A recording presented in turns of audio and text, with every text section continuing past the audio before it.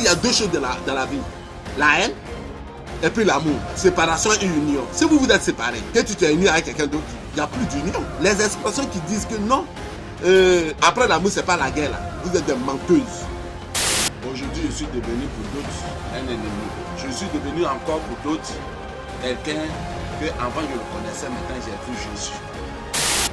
Alors, tout ça là, vous ne savez pas que plus tard, tes enfants subissent les conséquences de la moquerie au dehors. Si maintenant, l'homme là, vous avez fait un enfant, que vous êtes séparés, et que tu t'es marié avec quelqu'un d'autre, tu confies la responsabilité de l'enfant à ton nouveau mari. Bonjour frère, vous savez, d'abord, je vous invite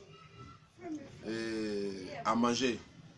Si aujourd'hui je vais faire cette vidéo, c'est pour une raison logique. Moi, je suis fondateur d'une structure spirituelle qu'on appelle TAC, Testament pour la haute connaissance de la loi spirituelle. Moi qui est le fondateur, la vérité est bonne à dire, et il faudrait qu'on se dise la vérité. Moi, je suis arrivé au niveau CM2 depuis 89. Alors, si je fais lecture et que j'ai des erreurs dans la lecture, ne vous fâchez pas. Pourvu que vous gardez bien l'oreille, vous prêtez bien l'oreille pour écouter ce qu'il va dire. C'est ça qui est important. Les fautes en lecture, là, ce n'est pas une cause de souffrance de la vie. Voilà. Mais une seule chose que je connais dans la vie, c'est que je sais que façon de s'exprimer là, c'est un signe d'expérience et de connaissance. Ça n'a rien à voir parce que je suis parti à l'école. Ou je ne suis pas parti à l'école. Alors, essayez de ne pas vous moquer des gens qui lisent mal. Parce que ce n'est pas tout le monde qui a le sens de la lecture. Mais le sens de la parole, c'est porté à tous. On demande à tout le monde d'être intelligent. Hein? Je ne suis pas parti loin à l'école, hein, mais il peut vous dire des choses que chaque fois vous employez n'ont pas leur sens dans la réalité de ces dits-là. Il peut vous démontrer comment dire ça et pourquoi dire ça à tel moment. Voilà, depuis fort longtemps, là, vous partez à l'école.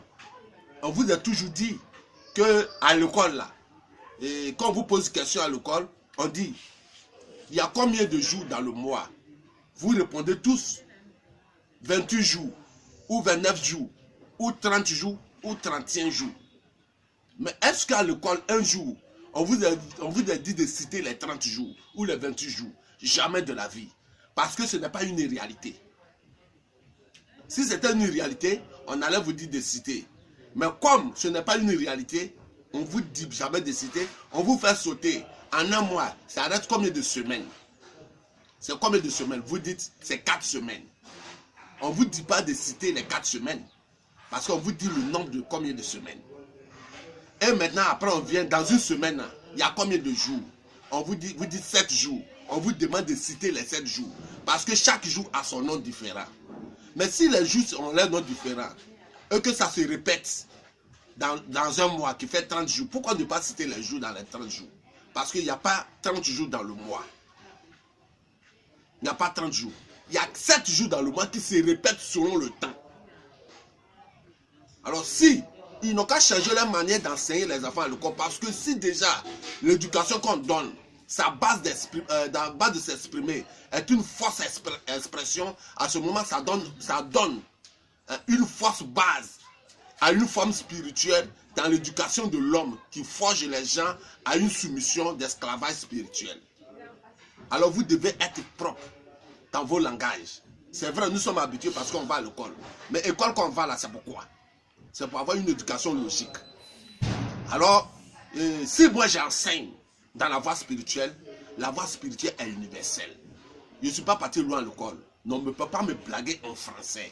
Je peux ne pas comprendre, le sens du mot que tu vas dire. Par exemple, c'est un gros, tu es arrivé à l'université. Mais dès que tu m'expliques, il va te dire si on dit ou on ne dit pas. Vous voyez?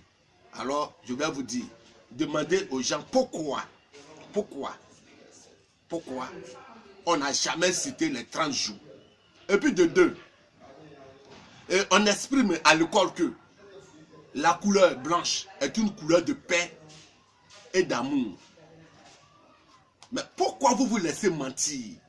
Vos grands-pères ne sont pas partis à l'école, mais ils se sont basés sur des écrits spirituels ou des saints pour les coloniser. Mais vous savez lire et écrire, vous savez vous exprimer, vous savez vivre. Mais puisque vous n'arrivez pas à vivre le sens qu'il faut, vous ne comprenez pas la logique des choses. Parce que vous vous laissez toujours dicter. La couleur blanche est une couleur de paix et d'amour. Ça n'a jamais été. Alors si vous exprimez que Dieu est de la couleur blanche, c'est que vos manières d'agir en face de Dieu, je le comprends. Parce que la couleur blanche ne peut pas être une couleur de paix et d'amour, ni une couleur de pureté. Et puis la couleur noire est couleur de l'impureté, couleur de discorde, couleur du mal. C'est faux. On exprime la valeur d'une couleur sur celui qui porte. On exprime la valeur d'une couleur sur celui qui porte. Ça n'a rien à voir avec rouge, jaune ou bien la couleur blanche. Parce que quand tu portes tout blanc, comment tu te comportes? Comment toi-même tu te comportes quand tu portes tout blanc? Tu ne veux pas te salir. Est-ce que ça c'est de la paix? Tu te méfies de la colère de tes amis. Ça, est-ce que c'est la cohabitation? Même quand ton propre enfant court pour venir te rattraper, quand il est content, cette joie qu'il exprime là, tu refuses pour ne pas qu'il te colle. Est-ce que c'est couleur de la cohabitation? Quand ton ami te donne place pour t'asseoir, tu es sur la place pour voir si ce n'est pas sale.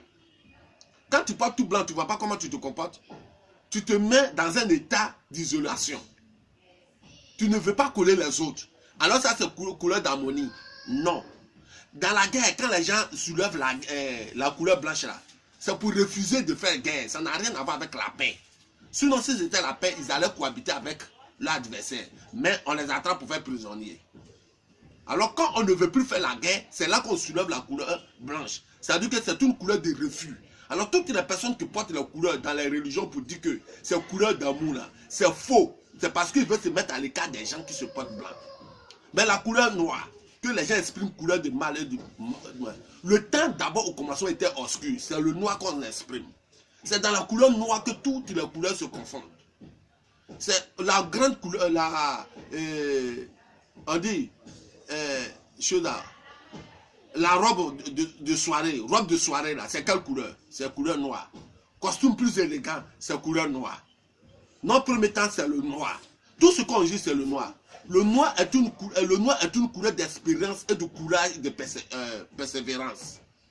C'est pour cela qu'en deuil, on porte le noir pour pouvoir supporter les deuils et le mal et la pression. La couleur noire attire, absorbe. La couleur blanche rejette. Alors, quelle est la couleur d'amour si tu rejettes quelque chose? L'homme qui porte tout noir, il accepte tout. Il court tout au cou. Tous ses enfants courent pour venir faire un tour là. Il accepte. Tu lui donnes place là. Il ne suit pas. Il s'assoit. Quand vous voyez que vous portez tout noir, vous êtes à l'aise. Frère, ne vous laissez pas blaguer. Moi, je suis le fondateur du TAC. Je suis le fondateur du TAC. Et vous ne savez pas où je suis quitté pour créer le TAC. Qu'est-ce que je fais? Vous ne pouvez pas ça. Vous pouvez imaginer de quoi je suis de moi. Je m'en fous de ce que vous allez dire. Je suis quoi? Je m'en fous de ce que vous allez penser.